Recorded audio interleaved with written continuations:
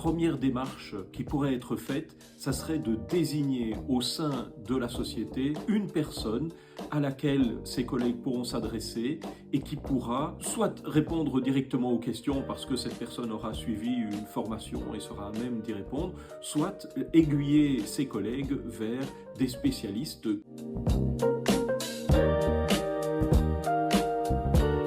Alors, le secret d'affaires est bien évidemment un premier aspect de la propriété intellectuelle qu'une entreprise se doit de protéger. On considère que toute information qui n'est pas connue généralement du public et qui donne un avantage compétitif à l'entreprise est un secret d'affaires. Une PME doit donc commencer par élaborer une stratégie de protection. Par exemple, en interne, il faut déjà faire en sorte que cette information ne circule pas librement. Et alors, bien évidemment, si l'information doit être communiquée à des personnes hors de l'entreprise, comme par exemple des sous-traitants, alors là, il est absolument indispensable de se protéger par un accord de secret.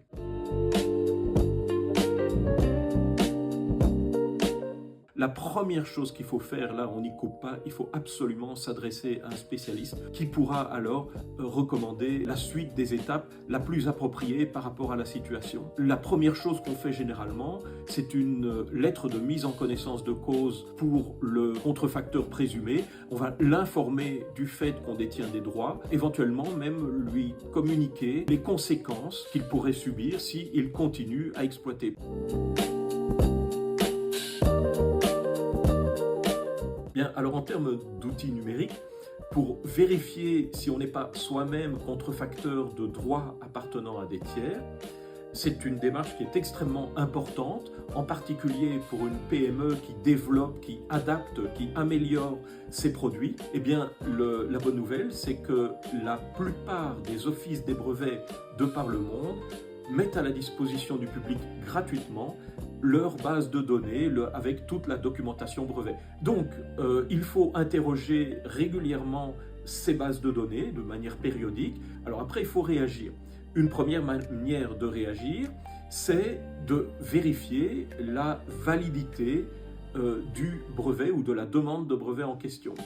Et puis ensuite, on peut réagir de différentes manières, soit contacter le titulaire du brevet en lui disant qu'on a détecté que ce brevet était potentiellement pertinent par rapport à de la technologie qu'on souhaite exploiter et on voudrait négocier soit une licence, soit l'achat du brevet. Une autre manière de réagir, ça sera d'engager une action auprès de l'Office des brevets, soit une opposition, soit ce qu'on appelle une observation de tiers.